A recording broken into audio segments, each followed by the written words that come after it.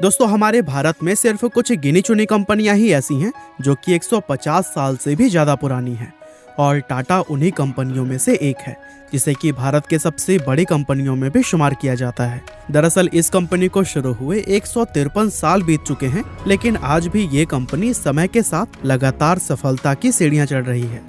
अब यूं तो इस कंपनी को इस मुकाम तक पहुंचाने में टाटा परिवार के बहुत से अलग अलग लोगों का योगदान रहा है, लेकिन उन सभी में जमशेदजी टाटा का योगदान सबसे ज्यादा खास माना जाता है, क्योंकि उन्होंने इस महान कंपनी की नींव रखी थी। और आज की हमारी इस वीडियो में हम आपको फादर ऑफ इंडियन इंडस्ट्री कहे जाने वाले जमशेदजी टाटा के जीवन और टाटा कंपनी में उनके उसी अहम योगदान के बारे में बताने वाले हैं। तो चलिए अब इस वीडियो को शुरू करते हैं। दोस्तों, जमशेदजी टाटा का जन्म 3 मार्च 1839 के दिन गुजरात के एक छोटे से कस्बे नवसारी में रहने वाले एक पारसी परिवार में हुआ था। उन्होंने अपनी शुरुआती पढ़ाई नवसारी के ही एक स्कूल से की और फिर उसके बाद आगे की पढ़ाई के लिए मुंबई के एल्फिंस्टन कॉलेज में एडमिशन ले लिया। पढ़ाई के साथ ही जमशेदजी ने सिर्फ 14 साल की उम्र से ही अपने पिता के बिजनेस में भी उनका हाथ बटाना शुरू कर दिया था। और फिर साल 1858 में अपनी ग्रेजुएशन पूरी करने के बाद उन्होंने अपने पिता के बिजनेस को पूरी तरह से ज्वाइन कर लिया था। इस तरह से लगभग 10 साल अपने पिता के साथ काम करने के बाद से जमशेदजी ने सन 1868 में 21,000 रुपए की पूंजी लगाकर अपनी खुद की एक कंपनी शुरू की, जहां अपने बिजनेस की शुरुआत उन्होंने टेक्सटाइल मिल के कारोबार से की थी। और आपकी जानकारी के लिए बता दें कि जमशेदजी की उसी कंपनी को ही आज हम लोग टाटा के नाम से जानते हैं। असल में टाटा कंपनी की कामयाबी के लिए जमशेदजी के योगदान को सिर्फ इतना महत्वपूर्ण नहीं माना जाता कि उन्होंने इस कंपनी की शुरुआत की थी, बल्कि उनके योगदान को इसलिए इतना महत्व दिया जाता है क्योंकि उन्होंने अपने जीवन काल में 4 ऐसे बड़े काम किए थे जो न सिर्फ टाटा कंपनी के फ्यूचर के लिए फायदेमंद साबित हुए, बल्कि वे भारत में भी एक रिवॉल्यूशन लेकर आए। और जमशेदजी के उन 4 अचीवमेंट्स की सबसे खास बात यह थी कि उन्होंने ये कारनामे उस समय करके दिखाए थे जब हमारा भारत भी आज़ाद नहीं हुआ था। तो चलिए दोस्तों, अब एक एक करके हम जमशेदजी के उन 4 अचीवमेंट्स के बारे में जानते हैं जिनकी मदद से उन्होंने टाटा को देश की सबसे बड़ी कंपनी बनाने की नींव रखी थी। Number 1, first steel plant in India. दोस्तों, जमशेदजी टाटा ने अपने करियर की शुरुआत में ही दुनिया के कई देशों का दौरा किया था और दुनिया घूमने के बाद उन्हें यह चीज बहुत पहले ही समझ आ गई थी कि किसी भी देश में इंडस्ट्रियल रिवॉल्यूशन लाने के लिए सबसे पहली जरूरी चीज उस देश के अंदर स्टील मैन्युफैक्चरिंग प्लांट को बनाना होता है। इसीलिए उन्होंने भारत के अंदर एक स्टील प्लांट बनाने का सपना अपनी यंग एज में ही देख लिया था। हालांकि इस सपने को पूरा करने का मौका उन्हें काफी समय के बाद मिल पाया, जब एक बार साल 1882 के दौरान जमशेदजी ने एक फेमस जियोलॉजिस्ट की रिपोर्ट पढ़ी और इस रिपोर्ट से उन्हें पता चला कि नागपुर से कुछ ही किलोमीटर की दूरी पर चंदा डिस्ट्रिक्ट में एक आयरन ओर रिजर्व मौजूद है। और फिर ये रिपोर्ट पढ़ते ही उन्हें स्टील प्लांट बनाने का अपना वो सपना याद आ गया जो कि उन्होंने सालों पहले देखा था। अब चूंकि स्टील बनाने के लिए आयरन ओर के अलावा कोयला व पानी जैसी दूसरी भी चीजों की जरूरत पड़ती है, ऐसे में जमशेदजी ने जब उस जगह पर मौजूद कोल रिजर्व की गहराई की जांच करवाई तो फिर उन्हें पता चला कि वो कोयला स्टील मैन्युफैक्चरिंग के लिए बिल्कुल भी सुटेबल नहीं था। इसके अलावा उस जगह पर स्टील प्लांट बनाने में और भी बहुत सी टेक्निकल प्रॉब्लम सामने आई, जिसके चलते उस समय जमशेदजी को अपना यह आइडिया ड्रॉप करना पड़ा। हालांकि जमशेदजी ने अभी भी हिम्मत नहीं हारी थी और अपने अंदर उन्होंने यह ठान रखा था कि वे एक ना एक दिन भारत में स्टील प्लांट जरूर लगाएंगे। इसके बाद से साल 1899 में जब उनकी उम्र 60 साल हो चुकी थी, तब एक बार फिर से उन्होंने कुछ रिपोर्ट्स पढ़ी जिनमें बताया गया था कि भारत में ऐसी और भी कई सारे जगहें मौजूद हैं जहां पर आयरन ओर व कोयला मिलने के चांसेस काफी ज्यादा हैं और अगर उन जगहों पर ठीक तरह से खोजबीन करके काम किया जाए तो भारत के अंदर भी स्टील मैन्युफैक्चरिंग की जा सकती है। और फिर दोबारा ये रिपोर्ट्स पढ़ते ही जमशेदजी एक बार फिर से हरकत में आ गए और अपने इस सपने को पूरा करने के लिए वे तुरंत ही लंदन चले गए।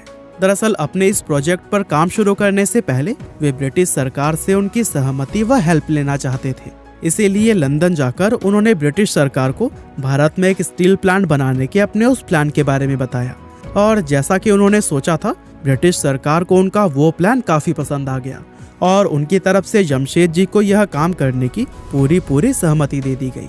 इसके बाद से जमशेदजी टेक्निकल सपोर्ट लेने के लिए लंदन से सीधा अमेरिका चले गए।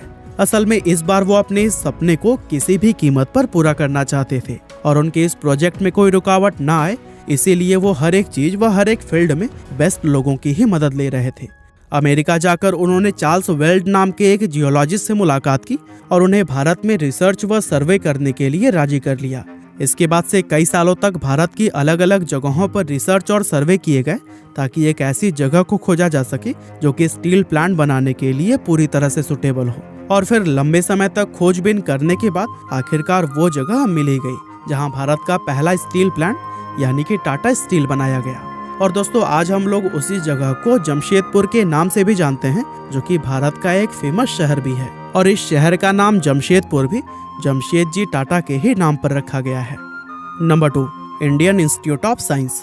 दोस्तों, जमशेदजी टाटा एजुकेशन के महत्व को बहुत अच्छी तरह से समझते थे, इसीलिए भारत के अंदर शिक्षा के स्तर को बढ़ाने के लिए वे एक रिसर्च यूनिवर्सिटी खोलना चाहते थे। और अपने इस प्रोजेक्ट को पूरा करने के लिए उन्होंने बाकायदा एक अलग टीम भी बनाई हुई थी जो कि सिर्फ इसी प्रोजेक्ट पर ही काम करती थी। जमशेदजी ने यूनिवर्सिटी बनाने का प्रपोजल ब्रिटिश सरकार के सामने भी रखा, लेकिन अंग्रेजों की तरफ से उन्हें उनके इस प्रोजेक्ट के लिए कोई पॉजिटिव फीडबैक नहीं मिला। दरअसल ब्रिटिश सरकार का ऐसा मानना था कि भारत में ऐसे लोग ना के बराबर थे जो कि हायर एजुकेशन पाना चाहते थे, और अगर कोई व्यक्ति हायर एजुकेशन प्राप्त भी कर ले तो फिर उसके लिए भारत में नौकरी या फिर रोजगार के अवसर नहीं थे। लेकिन दूसरी तरफ जमशेदजी को यह पूरा यकीन था कि एक न एक दिन भारत में इंडस्ट्रियल रेवोल्यूशन जरूर आएगा, और जब ऐसा होगा तो इंडस्ट्री को पढ़े लिखे लोगों की जरूरत पड़ेगी। इसीलिए उन्होंने कभी भी हार नहीं मानी और वे अपने इस सपने को पूरा करने के लिए लगातार प्रयास करते रहे।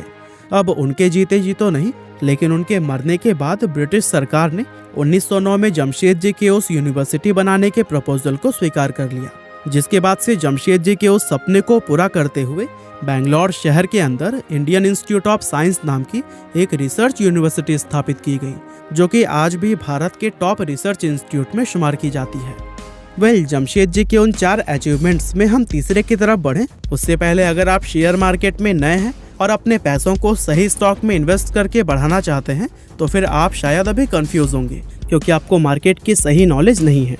लेकिन आपकी इस चिंता का समाधान ऐसे एक्सपर्ट्स के पास है जो कि आपको इन्वेस्टमेंट और ट्रेडिंग के लिए सही एडवाइस और गाइडेंस दे सके। वैसे स्टॉक मार्केट में इन्वेस्ट करने के लिए सबसे पहले तो आपके पास एक डीमैट अकाउंट होना चाहिए, पर मोतीलाल ओसवाल के साथ जुड़ने के बाद आपको किसी भी चीज के लिए टेंशन लेने की जरूरत नहीं है।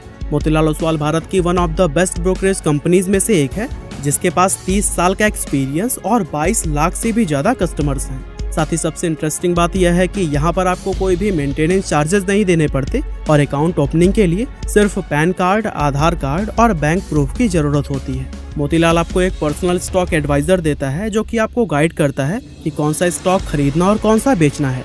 इसके साथ ही मोतीलाल ओसवाल के ऐप पर आपको रियल टाइम स्टॉक रिकमेंडेशंस भी मिलते हैं, वो भी बिल्कुल फ्री। जैसे ही आप मोतीलाल ओसवाल पर अपना अकाउंट खोलते हैं, वैसे ही आपको वर्थ 25,000 का वेलकम बास्केट भी दिया जाएगा, जिसमें कि आप उनके AI बेस्ड टूल का भी इस्तेमाल कर पाएंगे। साथ में आपको 3,000 रुपए का डिस्काउंट कूपन और 1,000 रुपए का ब्रोकरेज कैशबैक भी मिलेगा। इसके अलावा मोतीलाल ओसवाल के साथ में आप अपने मोबाइल ऐप या फिर कॉल के जरिए भी इन्वेस्ट कर सकते हैं। तो फिर देर किस बात की, अकाउंट ओपनिंग के लिए डिस्क्रिप्शन में दिए गए लिंक पर क्लिक करें और वहां अपना नाम, फोन नंबर और शहर को भरें।